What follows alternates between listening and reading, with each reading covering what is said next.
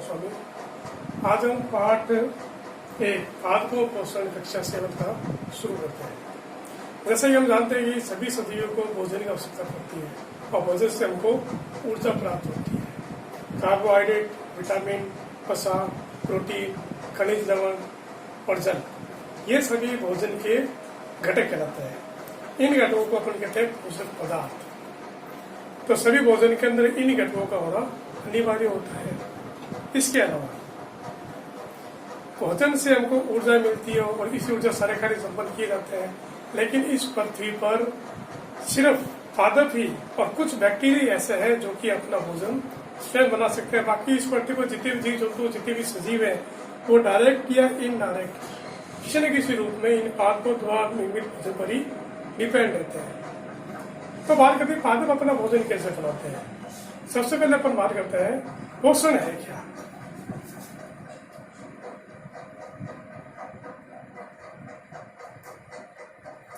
क्या केवल भोजन करना, पेट भरना यही पोषण है क्या? नॉर्मली अपन ऐसे मानते हैं, लेकिन ये अधूरी परिभाषा है। पोषण मतलब होता है भोजन का अंतर ग्रहण करना और उस भोजन का उपयोग होना। ये संपूर्ण विधि कहलाती है पोषण विधि। तो इसी पोषण विधि के आधार पर सभी सजीव को 2 भागों में बांटा गया है। कितने भाग है इसके? 2। इसका पहला भाग होता है आपके स्वपोषी, इसके बारे में शुरू से पढ़ते आ रहे हैं। और दूसरा भाग है इसका विषमपोषी, इसे परपोषी भी कहते हैं।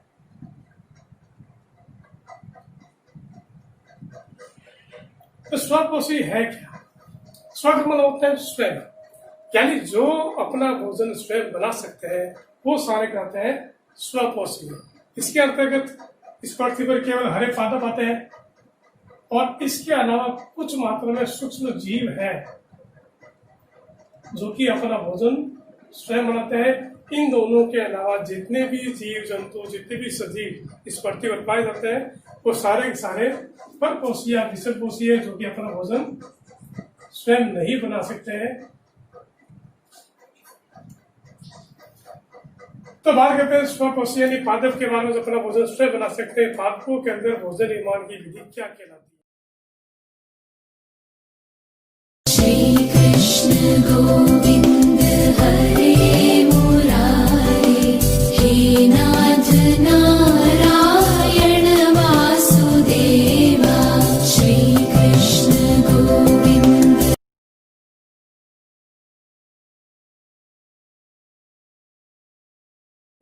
तो अपन बात ही करते हैं स्वपोषी के बारे कि पादपों के अंदर जो भोजन बनाने की प्रक्रिया है वो कहलाती है प्रकाश संश्लेषण।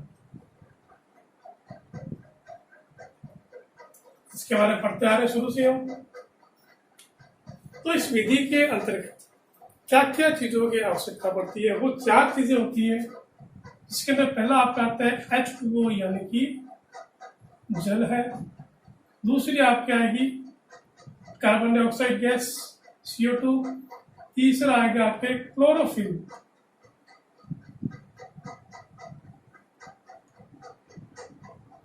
और चौथा आएगा सूर्य का प्रकाश। तो प्रकाश संश्लेषण क्रिया में यानी पौधे को अपने भोजन निर्माण के लिए इन 4 चीजों की आवश्यकता पड़ती है।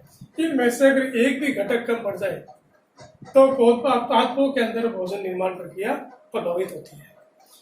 तो इस क्रिया के लिए मेन बात क्या है कि 4 चीजों का पौधे के अंदर किस प्रकार से पहुंचाया जाता है।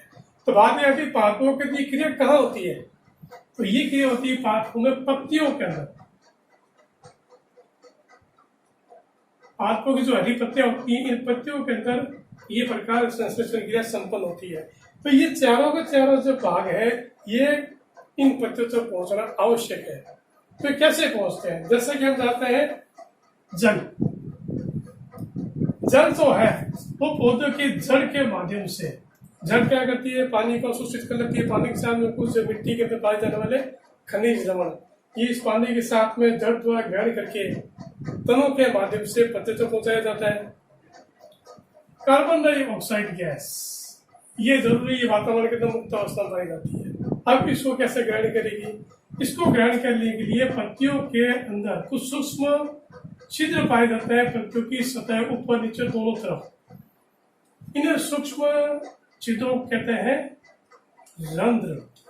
तो किस प्रकार पहुंचता है? अगर एक रंध्र की संरचना बना के देखें हम लोग तो वो कैसी होती है?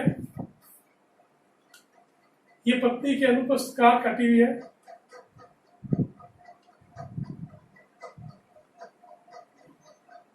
ये इसकी ऊपरी सतह है जिससे हम अधिचर्म कहते हैं, और ये इसके नीचे वाली सतह है।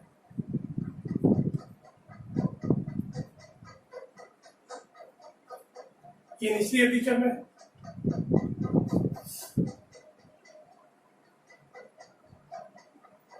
जैसे कि आप देख पा रहे हैं कि बीच में ये कुछ छिद्र आपको दिखाई दे रहे हैं। इन्हीं छिद्रों को कहा जाता है रंध्र। इन्हीं रंध्रों के माध्यम से वातावरण से CO2 गैस को ग्रहण की जाती है और ऑक्सीजन गैस को वातावरण के अंदर मुक्त की जाती है। तो इस रंध्र को अगर हम संरचना देखें तो वो आपको इस प्रकार की दिखाई देती है। देखिए, इस प्रकार से रंध्र की संरचना होती है। ये बीच का जो पोर्शन दिखा जा रहा है, ये इसका रंध्री द्वार है, और जो दोनों ये साइड है इन्हें कहते हैं द्वार कोशिकाएं। ये रंध्र को खोलने और बंद करने में सहायक है।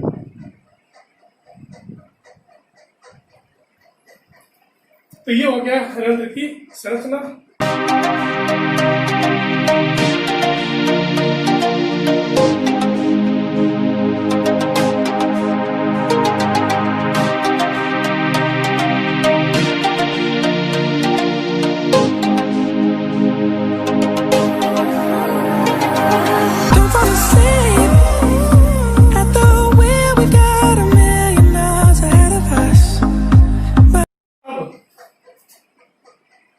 इसके अलावा अधिचर्म के जस्ट नीचे की साइड में ये खंभाकार कुछ कोशिकाएं आपको दिखाई दे रही है। ये उत्तक है। अब बात आती है कार्बन डाइऑक्साइड गैस की रंध्रों के माध्यम से ऊतक ग्रहण करने लगता है। तीसरी बात आती है क्लोरोफिल कहाँ पाया जाता है? क्लोरोफिल पौधों के अंदर प्राकृतिक रूप से पाया जाता है। तो क्लोरोफिल का कार्य क्या होता है? ये सूर्य की ऊर्जा को संग्रहण करने में पत्तियों की सहायता करती है। कहाँ पाया जाता है? ये देखिए, अधिचर्म के जस्ट नीचे साइड में मैंने कुछ कोशिका बनाई है। इसी के अंदर आपको इस प्रकार से ये रोटेट दिखाई दे रही है। ये है क्लोरोफिल, और ये पूरी क्लोरोफिल युक्त कोशिका है।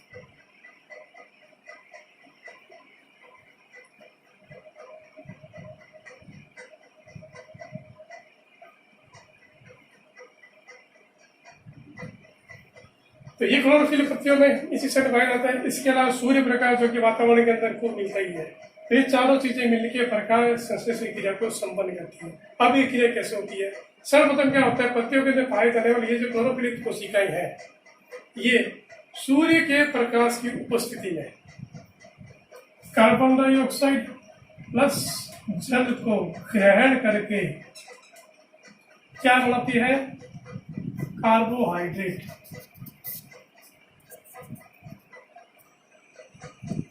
और साथ साथ में इसमें निकलता है ऑक्सीजन गैस। कार्बोहाइड्रेट बनाती है। यहाँ उपस्थित कौन है? क्लोरोफिल आवश्यक है। ये क्रिया संपन्न होती है सूर्य के प्रकाश की उपस्थिति में। क्योंकि यह क्रिया सूर्य के प्रकाश की उपस्थिति में होती है, इसीलिए इसको कहते हैं प्रकाश संश्लेषण कहा जाता है।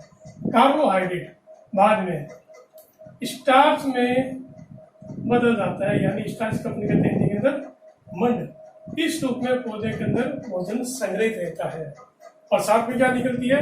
Oxygen gas. यही ऑक्सीजन गैस हम प्राणवायु के रूप में ग्रहण करते हैं। तो हम जो CO2 छोड़ते हैं वो पौधा ग्रहण कर लेता है, जल के साथ में, और क्या बना देता है? अपना भोजन बनाता है, बदले में वो क्या देता है?